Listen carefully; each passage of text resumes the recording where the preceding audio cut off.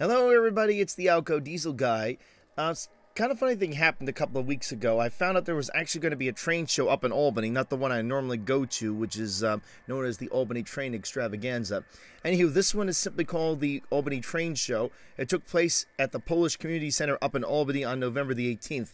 So having found out about this, my mother actually told me about this. She happened to notice it watching television, kind of pointed it out, and so I decided to make a father-son event of it, take my dad down there and have some fun. And so here we have some clips of the actual show I took just to show what was around, and it was actually a pretty good selection. Right now, starting off, we got some footage of the layouts set up there. They only had two. One was O gauge and one was N scale. N scale, in this case, based with Kato Unitracks. Very nicely done layout, very interesting to look at. I believe this is actually the same outfit that was at the Albany Train Extravaganza last year. Main difference being, of course, it was a bit smaller because this place really wasn't as big as, obviously, the Egg is, as that place is called up at the Albany's Train Extravaganza.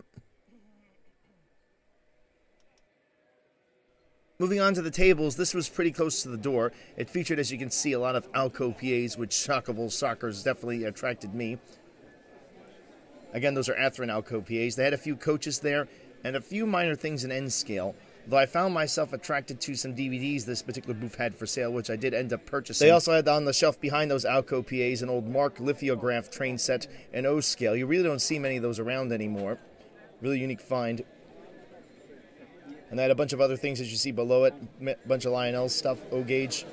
And much like the Alco PAs, they had a bunch of other HO scale locomotives here, which tempted me.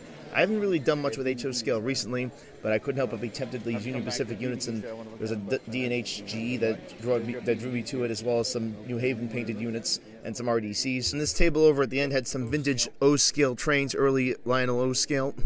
Pretty interesting nonetheless. Moving on to this next table, which had some vintage advertisements as well as some Hot Wheels cars, which I thought was interesting. As we go on to the table beyond this, again, more sort of random trains, a few N-scale items sitting there, older ones, some tractor-trailers, construction equipment, a bunch of more vintage lifelike HO scale stuff.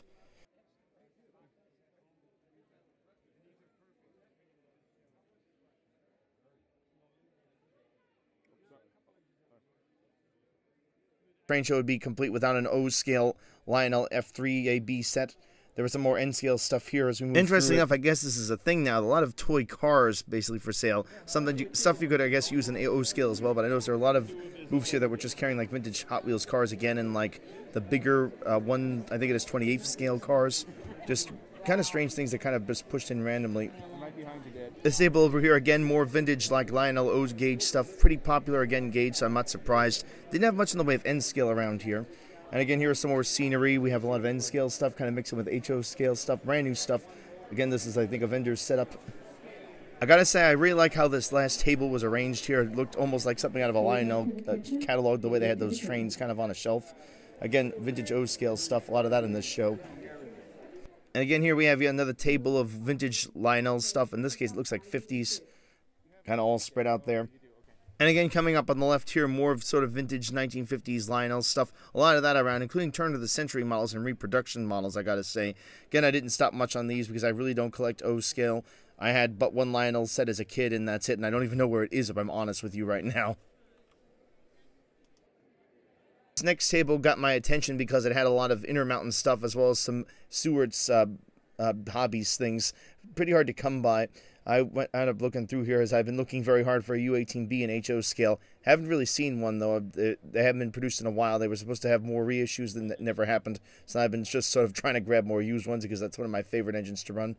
Anywho, moving on over here, we got, again, more O-scale stuff. In this case, a bit of a mix of the vintage turn-of-the-century items as well as the more modern stuff and some vintage 1950s O-scale stuff, mainly Lionel again. There was also one N-scale train set over there. Kind of an unusual smorgasbord, if you will, of trains available. And coming up over here, we even have some standard gauge items. I did see a few of them popping up. I think it's one of the not the Banker Special, but a very similar type set from Lionel that I saw sitting there. Oh, wow. It's kind of crazy how many things were just so diversely kind of put together at this train show. This actually looks like an old Ives set, if I remember correctly. This was an Ives set that we're looking at right here, with that unusual double motor locomotive. And we have some vintage O scale above it again from the turn of the century. They look like official, legit old school items.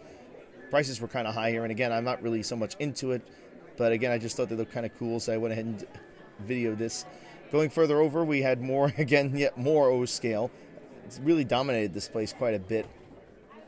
Lionel O scale, that was pretty much everywhere. I also saw some vintage HO scale stuff over here on the side. I didn't take a good look there because it was mainly sort of cars and coaches they had. I wasn't really looking for Atherin stuff, so I kind of passed it, which is what that is, HO scale Atherin stuff. And then again here, once again, we have some more Lionel items.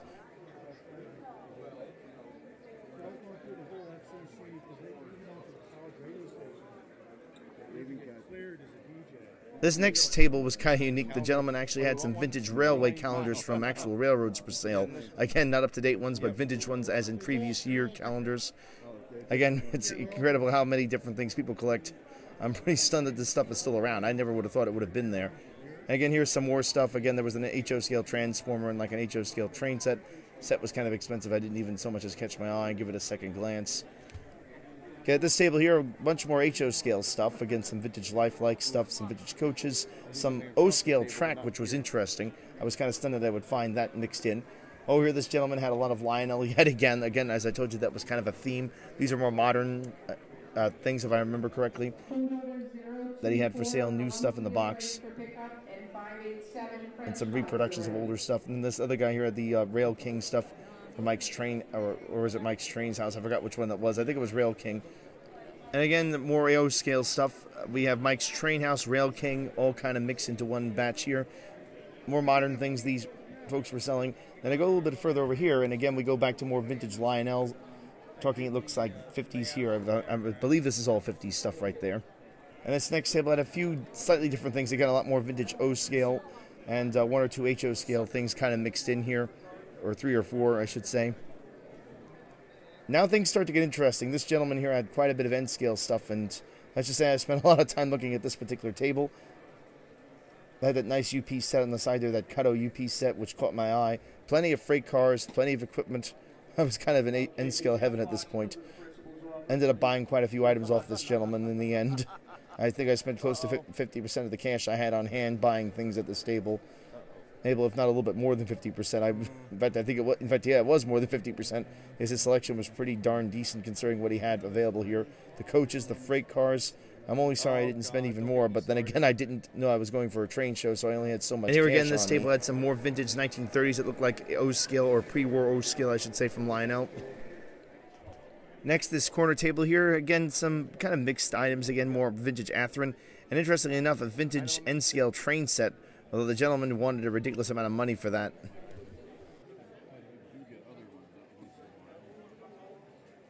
This table also had a selection of vintage N-scale items here. A small selection, but still it was nice to see them. And again, continuing up with our recurring theme, more Lionel items. Again, that was big here. Lionel O scale particularly was very popular at this show. It was pretty much everywhere you looked. Although I guess that makes sense considering how popular it is. And here's some more Lionel accessories at this table here. That nice little cross diamond track thing, more Lionel track, bunch of mini sort of add-on parts for repairing Lionel locomotives. And make sure we don't miss anything. I think we got. And yet again, even more Lionel stuff here. In this case, more modern items. Delaware and Hudson locomotives over there. Again, I kind of just skimmed through this as I'm not really into that. More vintage Lionel steam locomotives and other such company O scale, I should say, steam locomotives, and some vintage passenger cars, a streamliner set right there. And something a little bit different for a change. This table had a lot of vintage HO scale stuff. Again, we're talking sort of plastic wheeled horn hook coupler equipped equipment, kind of passé in this world of metal wheels and knuckle couplers. Nonetheless, it was there, and prices were okay on these things, but I'm really not into that. I know there's some people who collect it. I don't use this stuff anymore. It's just too old to keep going. Then coming up over here was something that did catch my eye, these vintage streamlined coaches. I did almost buy a set of these. These look like a combination of Tyco as well as Atherin coaches, but in the end I managed to get myself away from them, as Lord knows I have plenty of streamlined coaches in HO scale. This next table had a lot of vintage O-scale Marx trains with the lithograph sort of sides on them. They were sort of a cheaper alternative, I should say, to give more background on these to Lionel and American Flyer from the time, and Eyes, which would eventually go bankrupt around this time.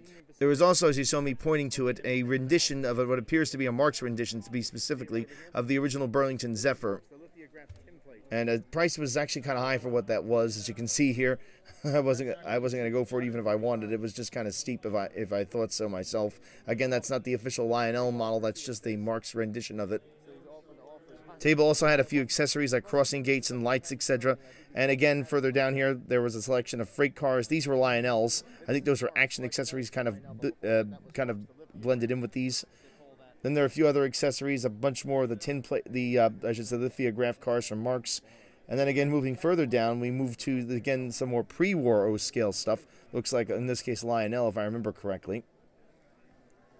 As we go further down, some 1950s Lionel stuff and a vintage steam locomotive there and a few other little accessories. All kind of just a smorgasbord, again, kind of put together, if you will.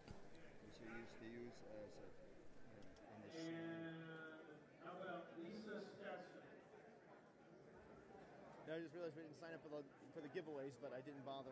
And speaking of vintage streamlined models, as we can see here, this table had a very interesting piece. This is a pretty valuable and rare model. This is the original Lionel rendition of the M10000. It's what essentially saved Lionel from going belly up during the 30s. They made an excellent model of this particular set. It's pretty hard to come by. I'm not sure if that's a repro or not, but if it's an original one, it's worth a lot of cash.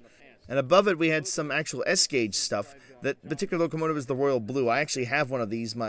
A friend of my father's actually gave it to me. It's a set I have got to restore and get going. I just have not gotten around to it. Above those two trains, we had an orange bipolar, I believe they call that, electric locomotive. That orange was very striking. It did kind of catch my eye.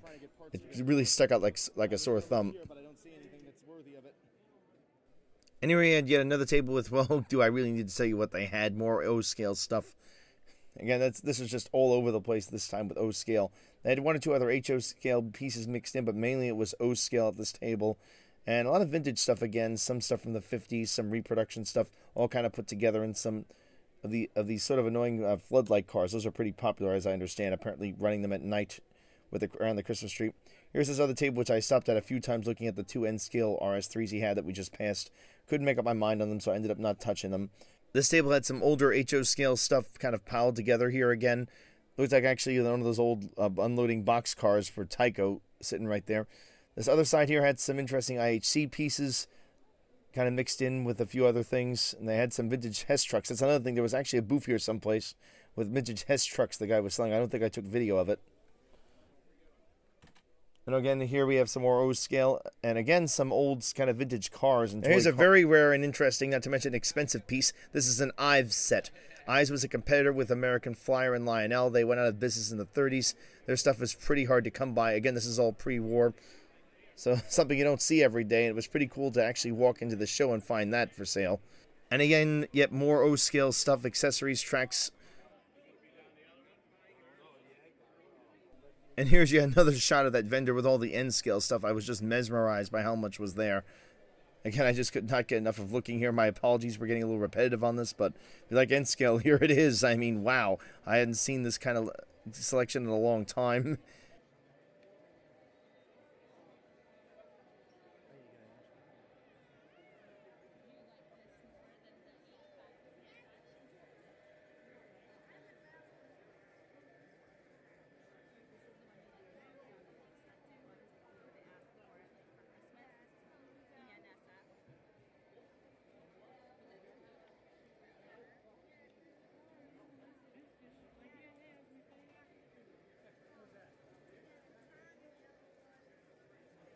This vendor also had a lot of vintage Atlas locomotives with the old Rapido couplers on them.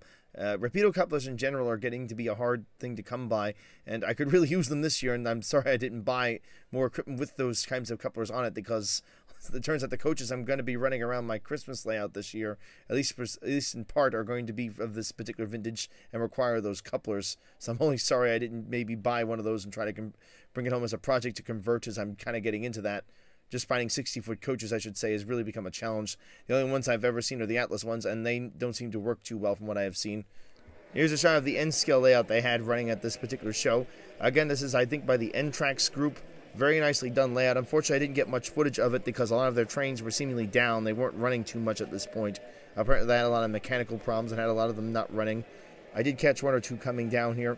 It's a shame, too, because this is a very nicely put-together display, especially considering how little space it took up. But unfortunately, luck was not with me, and I missed the trains running when I finally got to viewing the layout, unfortunately.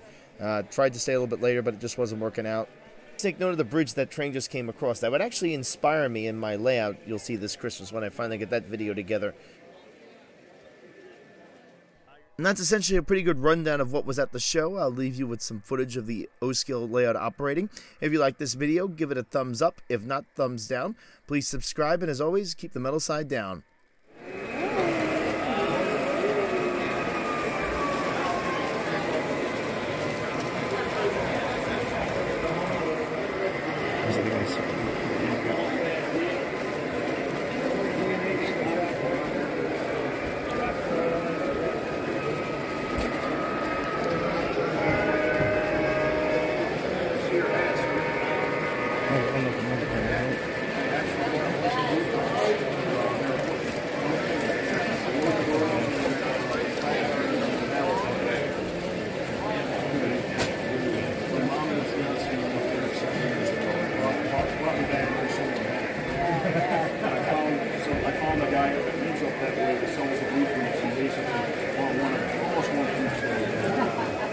Just because they may not be there next time I'm looking for it.